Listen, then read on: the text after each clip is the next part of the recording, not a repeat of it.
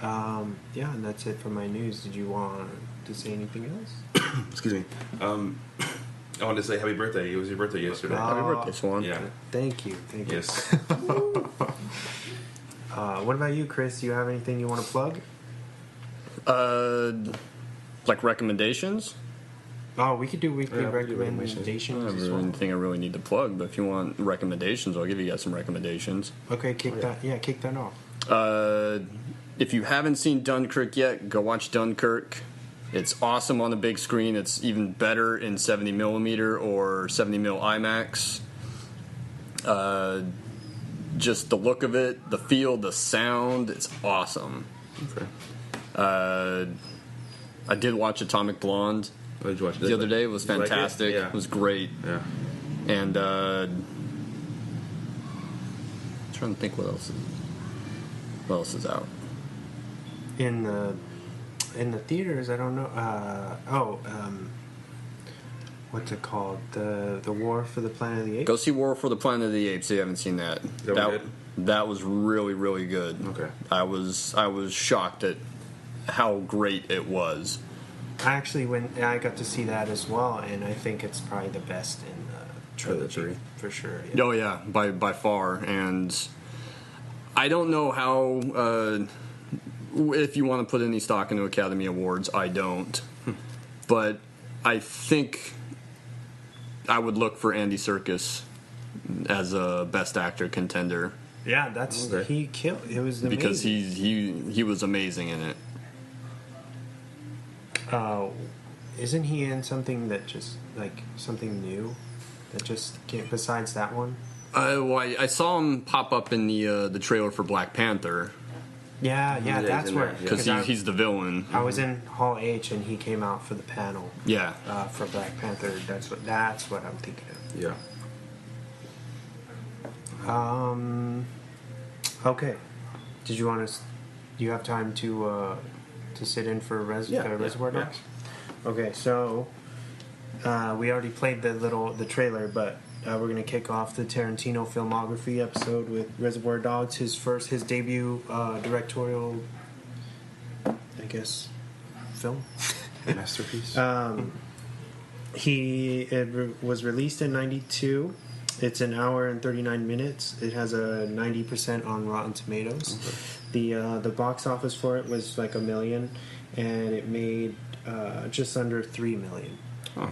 So it's not a huge smash hit, but of course it was on the indie circuit, Yeah. and I'm sure it wasn't when it first was released. I'm sure there wasn't a lot of exposure for it. No, Yeah. not at all. It's a film that gained its audience later, I think. Yeah. Well, I think a lot of people saw Pulp Fiction and were really impressed, and they went found back. out. Yeah, they went back. I Yeah. know that's exactly how I saw Reservoir Dogs. Yeah. Was I had seen Pulp Fiction and was really, really blown away by it, and a lot of people were like, "Oh, you should check out Reservoir Dogs." It was like the movie that he made first. Yeah. The cast, so it's starring Tim Roth, Michael Madsen, Harvey Keitel, Steve Buscemi, Chris Penn, Lawrence Tierney, Eddie Bunker, and Quentin Tarantino himself. Wow, Lawrence Tierney, Eddie Bunker, and Chris Penn are all dead now. Yeah. It seems like everybody's dying, to be Yeah. honest, recently. It's crazy. Yeah, so do you guys have anything you want to say about the film? Maybe like some personal experiences? Probably my most favorite scene is probably the whole part about the tipping the waitress. Oh, When yeah, they're the very in a circle beginning, arguing yeah. about I want The you diner. to put in your $1 or whatever, and then Mr. Pink he just won't budge, and I got into a lot of arguments with people on social media about how I feel about tipping and stuff like that, but I tend to agree with him as they chose that job and whatever, but I don't know, that's my favorite scene in the movie. Yeah. Or are you aware that supposedly, this is just what I've read, but I guess that was really how he thinks. Really? That was all improv, and it wasn't even him acting. I guess he he had started saying that stuff, and somehow Quentin had like nudged them Camera. to start rolling. Uh-huh. So that's really like him just going off on a tangent. Oh, that's pretty And cool. not That's knowing, awesome. yeah. That's pretty cool. That's sick. I And like that's that. I guess that's why he later gave he does that little piece of dialogue where he's like, oh, why do I have to be Mr. Pink? And he's like, 'cause you're a faggot, all right? Yeah. That's why he put that in there, because Tarantino was disgusted with how he views tipping. Or Yeah. whatever. So it was kind of like, fuck you. I'm sorry, Quentin. I just feel like, let me put it straight. I do believe in tipping if the service is good. You know? Yeah. I mean, if they're just, I think low key, that's how everybody is. yeah. But I know some people, they're like, they get like shitty service and they're like, oh, if I go with a group of people yeah, and they're like, oh, well, that's fucked up. Or Yeah. whatever. They're I like, oh, you're can't not gonna leave tip 'em? nothing. I'm like, no, they didn't do anything. They didn't even refill my soda once. Like, they didn't come back and ask who I was or anything. Like, they just like walked past me the whole time and they're like, oh, that's messed up. Well, no, if you get shitty service, then it shouldn't be rewarded. Exactly. That's how I feel. But yeah, some people think it's a mandatory type of thing where you have to do it. Then you need to set like a minimum amount, like $2 is Yeah. the minimum amount. No matter what the bill is, I'll leave $2. Yeah. Good service, I'll leave much more. Yeah. But if the service was crap, $2. That's what you get. Yeah, see, Yeah. I think that's a I agree good, with like, that. Yeah, that's a halfway good little point. thing. Yeah. I agree with that. Oh, I forgot to do the summary. Okay. Yeah. Let's do that.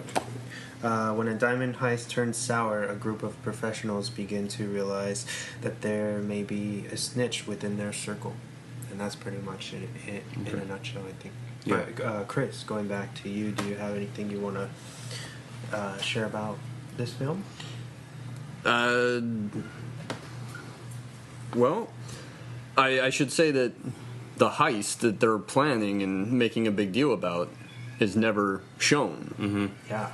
All you see is everything before, and then of course the aftermath, and that was something really cool, and that was something that not a whole lot of movies would have done. They would have shown you the heist, Yeah. but because you get all that, and then you get just pieces of information about what happened during it, and it tells you enough to know that like everything went south on them and things got really bad. But honestly, I think it's much more effective without seeing the heist. Yeah, because they leave it up to your imagination. Yeah. Yeah, well, I mean, he's always been big on doing like an unorthodox structure. So looking at all his stuff now that we've had him for so many years, it's Yeah. not really like out in left field that he It's did not that. uncommon for to see that. But I do agree with Chris that I think that it makes it a stronger and more unique film. Yeah. As for a caper film, that's amazing. What Yeah, a totally. what a simple gesture that just kind of. I feel like that's what makes this a cult hit because of that unorthodox, I guess, writing. Well, in the end, it's not about the heist. It's about all of these characters Yeah.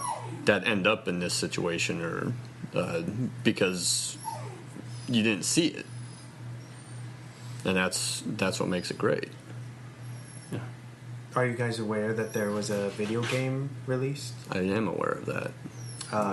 That was back in 2006, maybe 2007. About I a didn't know decade about ago, that. yeah. It was when PS2 was still a thing. They were just, I guess, they were just converting to PS3. So it was okay. released only on PS2, I think. But the big thing with it was that they show you the heist within the video game. Oh, okay. That's yeah, cool. so you get to play out all the big parts from the movie, but then you also you get to see what exactly goes wrong. But then you have like all of these kind of different ways you can go about. Like you can be either professional or a psychopath, like they Okay. mentioned in the film a bunch of times. Yeah. Yeah, you can either do things like the right way or just fucking start killing people Yeah. and stuff. So it was an interesting game. I actually had the opportunity to play it. I played it all. Like it's a relatively kind of short game, Okay. like movie games tend to be. Yeah. So I played it with it like within a day, and I thought it was cool. Was Tarantino involved in it at all? I because I brought this up off the top of my head, I can't really say, but Yeah. I know that they had Lionsgate involved. Okay. And some of the people maybe that worked on the film, and I think some of the real people came back to voice. I think Okay, Michael Madsen was involved, but not. I don't think it was everybody. Okay. Yeah. No, you go ahead, Swan. I was just gonna say, do you guys have, or what would you rate this film on a scale of 1 to 10? What would you rate it? I'd go about a 9. 9? It's really well done, especially considering that we can get more into this during Pulp Fiction, but you hadn't seen a movie Yeah. quite like that before. And especially the way it's structured, I think that Tarantino probably has said that himself, that a lot of his movies are structured like you were reading a book. Yeah. So you get chapters as opposed to just a straight narrative. You get kind of chapters that lead into the rest of the movie. Mm-hmm. But yeah, I'd go with 9. I'd have to say probably an 8. And I feel like all the movies that we've gone over, like in the past podcasts, they've either been like an 8 or a 7. So I think I have to readjust that. No, I think you're just I a don't know, I think hard critic, and there's Yeah. nothing wrong with that. Yeah. But yeah, no, I'd go a solid 8. An 8, yeah. Yeah. I'd say what would that be, like a B plus? It's not. That's not 80%. Yeah, I give it like a if it was a percentage, probably like an 87, 89. So up there, B plus. What would you give it, Swan? Yeah. This film. So, like you were saying, I saw Pulp Fiction before this For one. this, yeah. Yeah, and I think 90% of the people who saw Reservoir Dogs saw it after yeah. Pulp Fiction. So I seeked out this because I didn't have, at the time that I saw Reservoir Dogs, I didn't have a DVD player yet. We were still doing the VHS thing. So I went and I can even still remember going to rent Reservoir Dogs on Blockbuster? purpose. Hollywood Video. Okay. And it just blew me away. And Yeah. I even had it. I went and I showed my sister it, and we just watched and watched and watched Yeah. that tape over and over again. Or me and her can sit there and like recite all Lines and everything. all the dialogue. Yeah. because we've seen it so much. But yeah, I would give this a perfect. This is Okay, a perfect. 10. Yeah. I got to see it. I mean, I'd seen it plenty of times before, but I got to see it for a midnight show at the Ken Theater. Oh yes. What was that? Jeez, almost 8, 9, 10 years ago now. I got to see it with my best friend Joel, so I'm gonna give him a shout out. Okay. Yeah. And we went, and like the theater was packed, and everyone that was there that was watching it was just having the time of their lives. They were shouting out the lines. Everyone was just like dying with laughter. Yeah. Just like the most random things, but everyone had seen it so many times that it was like a cult movie to them. Yeah. And they had such a great time with it. But I don't know if you have any more to say about it. I got a few things for you guys. No, go ahead. Go ahead.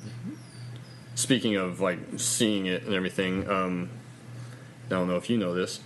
Wes Craven saw it at a film festival and actually walked out of it because of the ear cutting scene. Oh. He said that was like way too much for him to take, and he actually walked out of it. That's really one of the only pieces of violence in the film, Yeah. and it pans. Yeah, you never see it. Yeah, he Exactly. pans off screen. Yeah. So it's almost bloodless. But I think just the fact of the way that's shot and what you hear and what you know is happening, your brain Yeah. fills in the blanks, and I think I'd be surprised. I guarantee you there are people out there that swear they've actually seen Michael Madsen cut the cop's ear off. even though you don't. Yeah, you never see it. But I mean, because he does the thing and he's like, "Hey, hello." yeah, you see him holding it later, but the actual cutting it off, Yeah. you don't see. Yeah, that's iconic. Yeah. I feel like that's another big thing. And I don't know how familiar you guys are